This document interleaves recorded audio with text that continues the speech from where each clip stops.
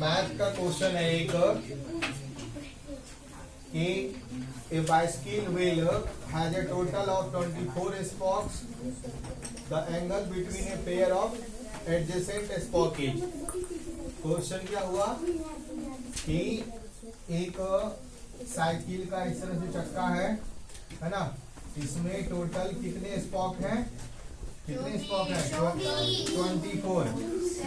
तो क्या पूछा जा रहा है कि किसी दो एडजेसेंट स्पॉक के बीच कितना एंगल होगा। मान लो ये पूछ रहा है कि इसके बीच कितना एंगल बनेगा। ठीक है, तो इसके लिए आप क्या करोगे? आप क्या पढ़े थे कि एक पॉइंट पे कितना डिग्री का एंगल बनेगा? 360 डिग्री का। और 360 डिग्री टोटल कितने स्पॉक है?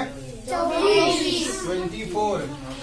और अब इसको अगर आप कैंसिल करोगे तो 24 बन जाए 24 और 24 15 क्या होता है?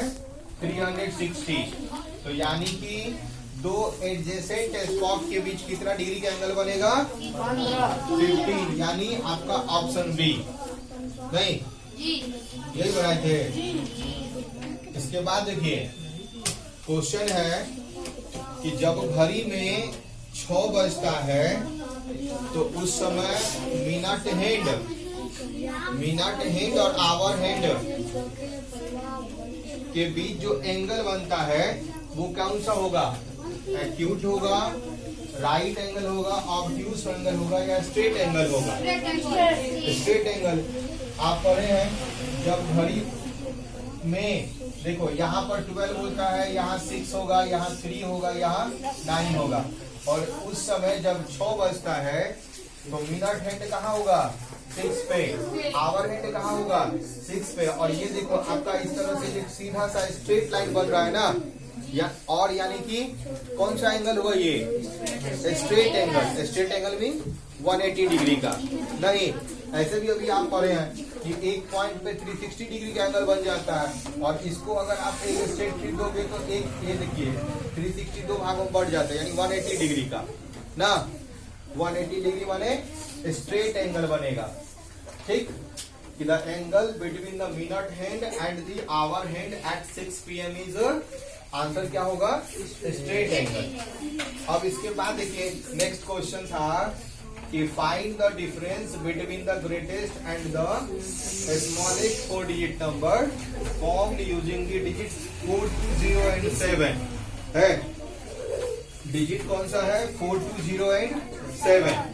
इसका उपयोग करके आपको ग्रेटेस्ट नंबर बनाना है, इसी से आपको इसका स्मॉलेस्ट नंबर बनाना है और फिर दोनों का डिफरेंस कर देना है। नहीं तो 4207 से अगर हम ग्रेटेस्ट नंबर बनाते हैं तो क्या बनेगा?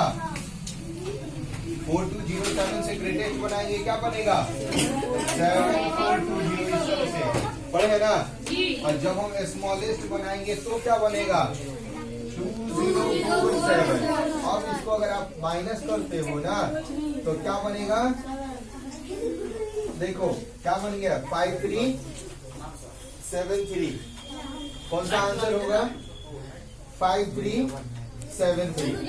नहीं, ये देखिए ऑप्शन नंबर 3।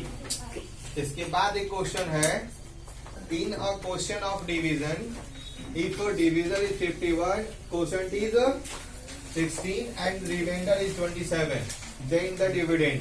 एक डिवीजन का क्वेश्चन है जिसमें डिविजन दिया गया है, क्वोशंट दिया गया है, रिमाइंडर दिया गया। बताओ डिविडेंड क्या होगा? तो हम डिविडेंड का फॉर्मूला पढ़े हैं, divisor into quotient plus remainder. नहीं, डिविजन दिया हुआ 51 16 और 27। 51 16 को मल्टीप्लाई किए 816 और उसमें 27 ऐड किए तो वो निकला 843, जो कि आपका ऑप्शन नंबर है ए, यानी इसका आंसर ए हुआ। नहीं, इसके बाद देखो और भी क्वेश्चन है, प्राइम फैक्टराइजेशन ऑफ 90। अगर आप 90 का प्राइम फैक्टराइजेशन करोगे तो क्या होगा? प्राइम फैक्टराइजेशन ऑफ 90 है ना। 90 का प्राइम फैक्टराइजेशन देखो, ये 90 है इसका प्राइम फैक्टराइजेशन करेंगे तो पहले आप 2 से काटते हो इस तरह से, नहीं फिर किससे काटेंगे 15, फिर आप काटते हो ऐसे, करते हैं ना। ये देखिए, यानी आंसर जो होगा 2 into 3 into 3 into 5 equal to 2 into double 3 है ना, तो 3 स्क्वायर इंटू 5 हुआ। ये देखिए ऑप्शन नंबर आपका सी, यानी क्वेश्चन नंबर 48 का कौन सा आंसर होगा, option number C, 2 into 3 square into 5। नहीं, इसके बाद देखिए क्वेश्चन है which of the following is always a factor of every prime number। देखिए दिया है 1 2 4 7, इसमें से कौन ऐसा नंबर है कि जो प्रत्येक प्राइम नंबर का फैक्टर है। बोलिए 1 सभी का फैक्टर होता है, 2 सभी का फैक्टर होता है, नहीं 4 होता है, 7 होता है, तो इसका मतलब क्या है 1 एक ऐसा फैक्टर है जो प्रत्येक प्राइम नंबर का फैक्टर होता है। नहीं, आप पढ़े हो 7 का फैक्टर क्या होगा 1 7, 5 प्राइम नंबर है तो 5 का फैक्टर क्या होता है 1 5, 11 प्राइम नंबर है जिसका फैक्टर क्या होगा, आप देख रहे हैं ना 1 सब में कॉमन आ रहा है, तो 1 ही एक ऐसा फैक्टर है जो एवरी प्राइम नंबर का फैक्टर होता है। नहीं, यानी ऑप्शन नंबर कौन सा हो गया इसका, ऑप्शन नंबर ए हो गया, यानी क्वेश्चन नंबर 49 का ऑप्शन नंबर ए। 50 क्वेश्चन है, देखो इफ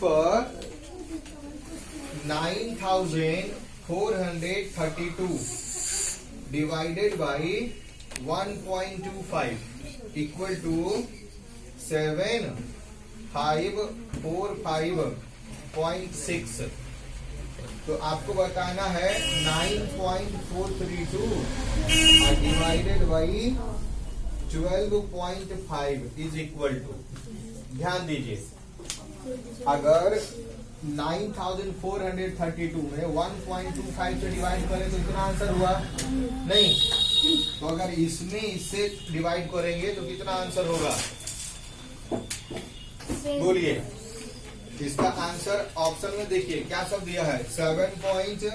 ए ऑप्शन 7.5456, बी में है 0.75456, सी में है 75.456 और डी में है 754.56। बताइए कौन सा आंसर होगा, बी नंबर क्या होगा, बी नंबर, बी नंबर। कैसे हुआ बी नंबर, देखो एक चीज आप देखिए 754.6 है ना, एक चीज आप ध्यान दे सकते हैं यहाँ पे कि देखो इसके बाद डेसिमल पॉइंट कितना है, डेसिमल इन 3 1 2 3 ना हुआ, और यहाँ पे कितने हैं 1, तो 3 और 1 कितने हो गए 4।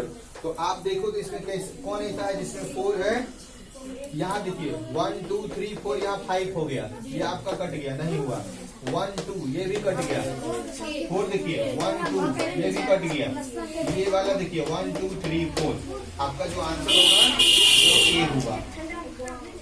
आया, यही बनाए थे।